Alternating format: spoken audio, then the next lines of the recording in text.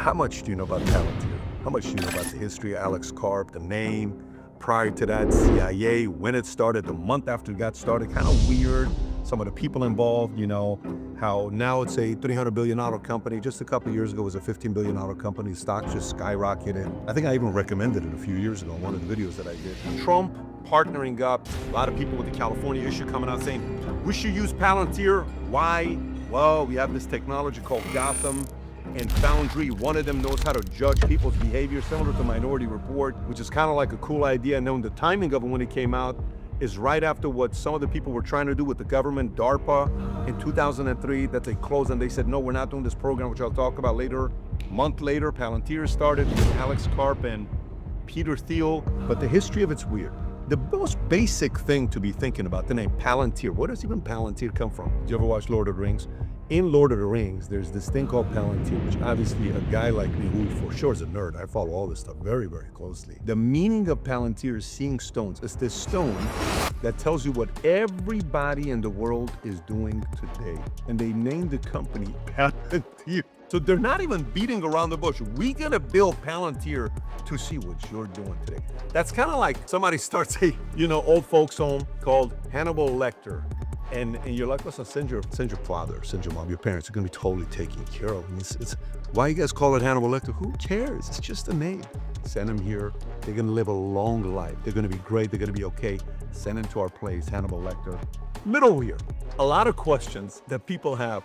We're gonna dig a little bit deeper into seeing what the hell is going on with it. I've been studying Palantir's technology and business model for years, analyzing everything from their government contracts to their enterprise deployments. And what I'm about to show you now is Patrick Bet-David diving deep into the surveillance fears that have been following this company since day one. This is PBD breaking down the history of government surveillance programs, explaining why people are terrified of Palantir's capabilities, and revealing the massive power consolidation happening between tech billionaires and the government. I'm going to explain how Patrick Bet-David is misunderstanding what makes Palantir actually valuable and break down why the real story isn't surveillance. It's data integration that saves lives. Let's dive into Patrick Bet-David's deep dive on Palantir's surveillance capabilities.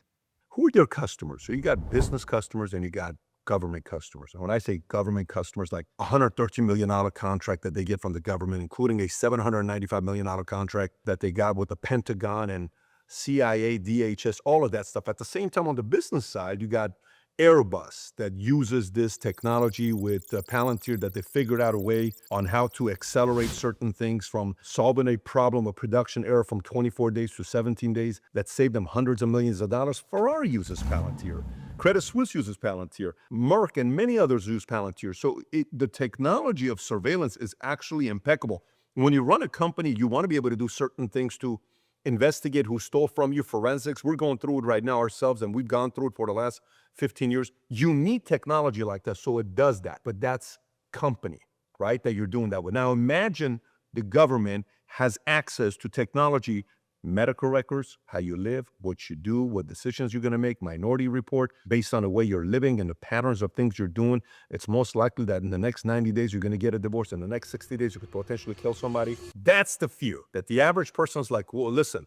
I'm like, no, this is great. Well, what's the big deal? It's just a company. The skepticism with 20, 30% of people is that. But let me explain to you what it does a little bit so you understand it. So Palantir isn't just an improving old databases. It's building what some experts are calling the most expansive civilian surveillance infrastructure in U.S. history. Instead of scattered files and spreadsheets, the platform will use real-time data integration and artificial intelligence to profile behavior, detect fraud, and identify individuals or patterns deemed risky by the system.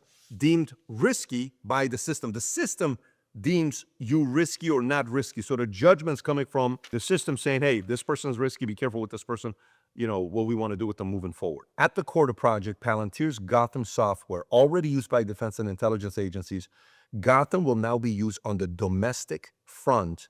It doesn't just track information, it makes judgments. That's the key.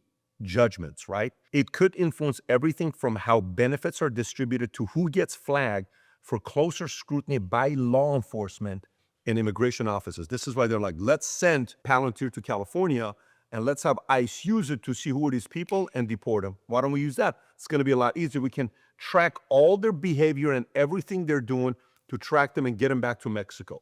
You hear these conversations taking place. This has the capabilities of doing things like that. Now, the founder, the CEO, Alex Karp, very interesting background. He's not necessarily the biggest Trump supporter. He supported Hillary Clinton in 2016, but it's not a big deal. A lot of people supported Hillary Clinton. Remember, Musk just became a Trump supporter a year ago. It's not like Musk was a Trump supporter 10 years ago, 5 years ago. So the criticism with that, maybe, yeah, he wasn't a Trump supporter.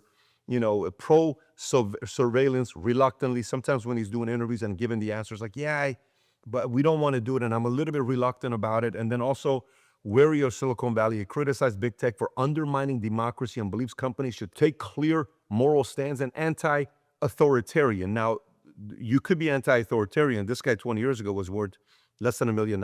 You know what he's worth today? $12 billion. He's doing pretty good for himself financially. It's one of the most powerful people in America today that no one talks about, Alex Karp. You're going to hear a lot more about this name. But a contact, Peter Thiel, business partner, now relationship with Musk. When they came in and Doge started working with the government, Doge employees that were being hired to do the work, a lot of them were former Palantir employees. Now, why are they hiring Palantir employees? Somebody could say they're brilliant, they're very smart. Somebody could say that was the way they were tracking wasted spending. This is a report that came out about some of the employees that used to be working with Palantir. You see the names: software engineer at Palantir, the other one over here that used to work at Palantir. Again, now he's helping recruit Doge members. Somebody could say, well, what's wrong with that? When Elon was, trying to fix X, he brought a lot of Tesla engineers to help. Yeah, that's a valid point. Let me pause here because PBD just revealed something huge that most people are missing. He's talking about all these former Palantir employees now working for Doge, and he's treating it like it's suspicious. But this is actually the most bullish thing you could hear about Palantir's competitive advantage. Think about it. When Elon Musk needed to build the most efficient government reform team in history, where did he go to find talent? Palantir. For me, that's not some form of conspiracy, that's validation. These are the people who've spent years learning how to integrate complex government data systems and optimize operations. Patrick even admits and compares this to when Musk brought Tesla engineers to fix Twitter. The fact that Doge is essentially a Palantir alumni network tells you everything about who actually understands government efficiency at scale. Quick plug, I help businesses make more money using YouTube. We helped one law firm land 33 clients in the first 5 months alone from YouTube, worth $333,000. I've got space to work with just 3 more firms. If you own or operate a law firm, you're probably missing a huge opportunity on YouTube. Book a call using the link below with me to find out more. I expect these 3 slots to be gone before the end of the month. But again, this system is one that goes surveillance and tracks all the data to see what you do. They try to do this back in the days. The history needs to be told before we get here. So why don't we just do that? Why don't we go a little bit into the history? And we know Peter Thiel, probably one of the most powerful names that doesn't get enough credit. This guy's brilliant. He was one of the guys that was able to figure out a way to put money into a Roth IRA that led to $6 billion that he didn't have to pay taxes on, and everything was kosher. Nothing he did there, according to a lot of the studies and research that was done. This guy was a pro-Trump guy. He at one point, I think, wanted to build a country on an island of its own, libertarian beliefs. Also, I think he's a PayPal mafia guy, super, super brilliant. And he's one of the guys last minute that had certain connections with J.D. Vance, that he was fans of J.D. Vance. I think he even helped fund J.D. Vance at one of his businesses. There's very close ties where even some people say that's kind of how, J.D. got into the picture with Thiel Jr., all of that kind of came together. So now, history of surveillance. Let's go back to it. 50s and 70s. The CIA begins experimenting with mass data collection and surveillance during the Vietnam War, laying the groundwork for future domestic applications of military tools. 1980s. There's this company called Promise comes out with the software. It's so great the government decides to buy it, and then boom, they bankrupt the business, but they take the technology. The software was developed by Inslaw and under DOJ contract stolen by the U.S. and Israeli intelligence. Very interesting. What do you mean stolen by the U.S. and Israeli intelligence? Promise became the prototype for surveillance systems tracking individuals globally during the Reagan era, including Oliver North. Developed Main Court, keep that name. Main Court's going to come back up again in a minute. A classified database of Americans labeled as potential dissidents intended for use during continuity of government emergencies, COG. John Poindexter, again, remember that name, Reagan's national security advisor, is convicted for his role in the Iran-Contra affair. Later on, he was overturned on appeal. He was good to go, but this is in 1990. Remember, 1990, the program main core, keep those two in mind, because we're going to come back to this later on, okay? Now, 2001, 9/11, and the surveillance state expansion, main core is reportedly accessed by the White House. Main core 2011, main core 80s, Reagan era Oliver North. Think about how many years later, 20 plus years later, give or take, 15 plus years later, this comes back up. Then DARPA launches Total Information Awareness, TIA, under who? John Poindexter, to build an all-seeing surveillance system. CIA CIO Alan Wade supports TIA, introducing concepts like selective revelation and audit trails for privacy shielding.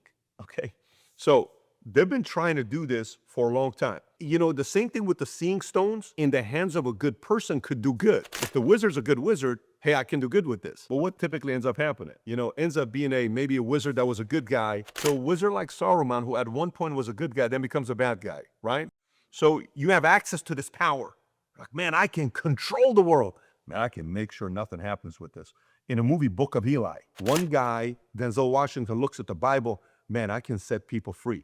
Another guy looks at the Bible, it's like, I need this Bible because with this I can control people. Same book, two different people, two different purpose. So some could say, what's wrong with you? Palantir can help find the bad guys and all this other stuff. In the hands of who? It was used in predictive policing for LAPD, NYPD, NOPD, adopted it but later dropped it. So predictive, again, predictive policing, that makes a lot of people uncomfortable when they see this. Very strong technology still makes people uncomfortable. So the ethical dilemmas and public perception. CARP claims Palantir was built to balance national security and civil liberties. Critics, ACLU's Ben Witzner, views Palantir as enabling mass surveillance of citizens. ICE backlash versus military dependence. CARP says abandoning ICE would break trust with military partners. So again, good, bad, criticism, we got a lot more we can talk about, but this is what they have right now. Two countries they don't do business with, China and Russia, thank God. As of right now, they don't do business with two countries. I'll give you a couple other countries that use them. French intelligence used Palantir after 2015 Paris attacks, claimed it helped prevent further incidents, and the Danish government paid up to $41 million for a predictive counter-terrorism platform. Denmark is public knowledge. The whole country uses Palantir. A couple other examples. JP Morgan, one of the former employees, used Palantir to spy on coworkers in 2018. And even a few years ago with WikiLeaks in 2011, apparently employees linked to a smear campaign. CARP later had to apologize. I believe it had to do with Glenn Greenwald. Patrick has just touched on something huge that most people are missing. He's talking about police departments adopting Palantir's software, but then look what he said next. France prevented terrorist attacks after Paris. Denmark deployed it nationwide, and it's helping them with counterterrorism globally. The real story isn't that technology doesn't work, it's that American police departments have got scared of public backlash, while American allies have recognized its life-saving potential. It is actually showing exactly why America has here potentially fallen behind in adopting some technologies that have actually helped keep people safe. So Thiel, CARP, Musk, you got XAI, you got Palantir, you got Doge, all of that coming together. Musk's leadership of Doge, while running XAI and X, creates a public-private data pipeline where government data could enhance XAI's AI models, hence the Grok that we all know about that, many people use. Colossus is a supercomputer developed by XAI, Elon Musk's AI company, to train large language models. It currently develops the largest AI supercomputer in the world, located in Memphis, Tennessee, and is powered by NVIDIA Hopper GPUs. Colossus was built in a former Electrolux factory and is being used to train XAI's Grok. So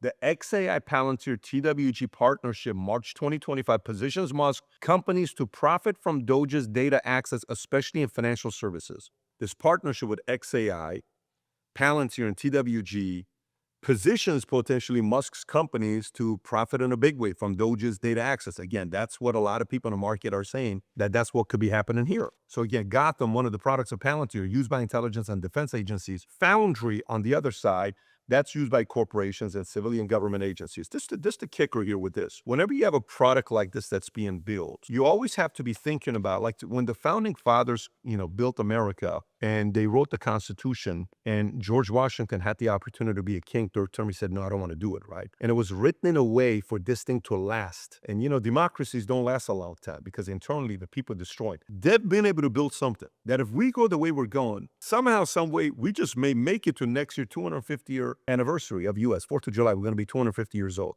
They built it that way. When you get technologies like this that gets into the, U.S. government and it's being ran by people who it's a free-for-all, I don't know the level of regulations and controls that who has over them. We're getting to the point that back in the days, it used to be where billionaires were the most powerful people in the world, in America. Rockefeller, Chase, they would finance the U.S. government.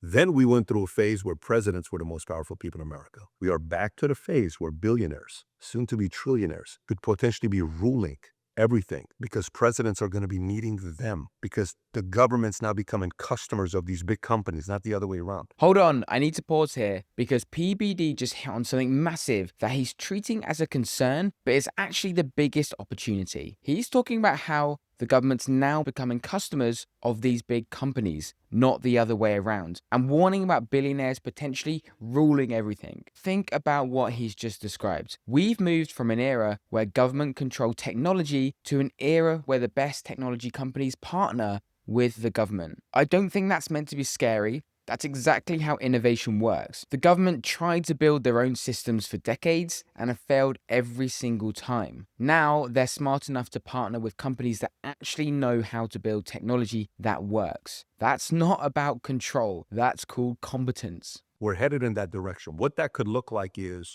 I don't want to tell you what that could look like. Just pray that these people are good actors and they want to do the right things and they don't want to use their power to control you and others out there. But there's a reason why I have the brand Future Looks Bright, because I'm convinced the future looks bright. But there's 49% of me that also believes in only the paranoid survive.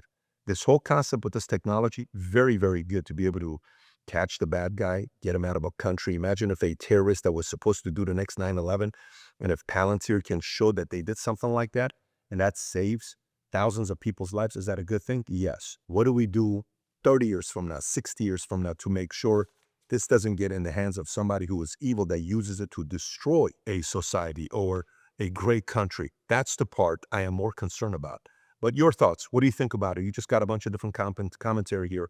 All right, that was Patrick Bet-David's comprehensive deep dive into Palantir's surveillance concerns. Let me give you the 3 most important takeaways from PBD's analysis, because he reveals both legitimate concerns and a fundamental misunderstanding about what Palantir actually represents. The Doge Palantir connections reveals competitive dominance. PBD notes that many Doge employees are former Palantir employees. He shows screenshots of people moving from Palantir to help recruit Doge members, treating them as potentially suspicious. This is actually the strongest possible validation of Palantir's competitive advantage, but PBD is framing it as a concern rather than recognizing what it reveals. When Elon Musk needed to build the most efficient government reform operation in America's history, he didn't hire consultants from McKinsey or big tech engineers from Google. He hired Palantir alumni. That's because, in my opinion, Palantir employees are the only people in the world who understand how to integrate complex data government systems and optimize large scale. Patrick even acknowledges this logic when he compares it to Musk bringing Tesla engineers to fix Twitter. You bring experts who know the domain.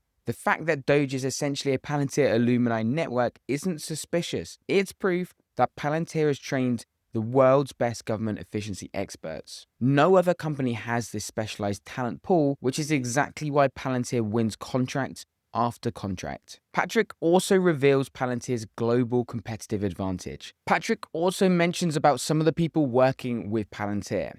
French intelligence used Palantir after the 2015 attacks and claimed it helped prevent further incidents. The Danish government reportedly paid around $40 million for a counter-terrorism platform.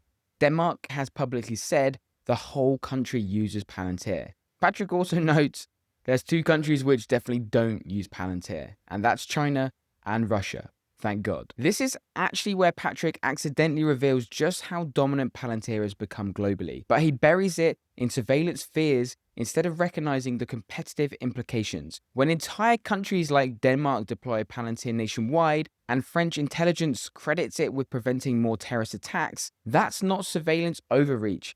That's proof of a technological superiority. No other company has achieved this level of government adoption across democratic allies. The fact that Palantir refuses business with China and Russia isn't just ethical positioning, it's a strategic competitive advantage for America. While other tech companies compromise their technology by working with authoritarian regimes, Palantir builds deeper relationships with democratic allies who share intelligence and coordinate operations. This creates an exclusive network effect where allied nations using Palantir can collaborate more effectively against shared threats, making the platform more valuable for every participant. Patrick treats this like a surveillance concern, but it's actually a massive competitive moat that no other company can easily replicate. The billionaire power consolidation concern might actually have a few valid points. Patrick explains that back to the phase where billionaires, soon to be trillionaires, could potentially be ruling everything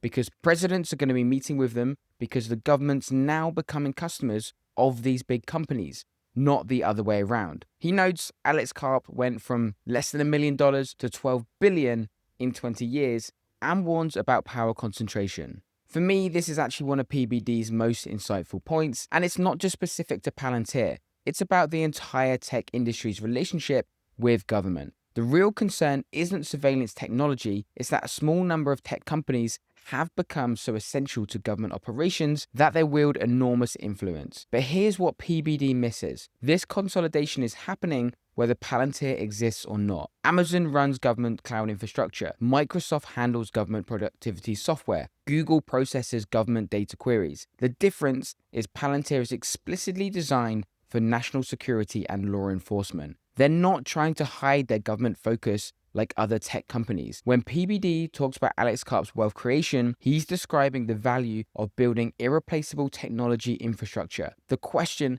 isn't whether this concentration of power is happening, it's whether you want it to be controlled by companies that are transparent about their government relationships or by companies that pretend they're just consumer platforms whilst quietly building government capabilities.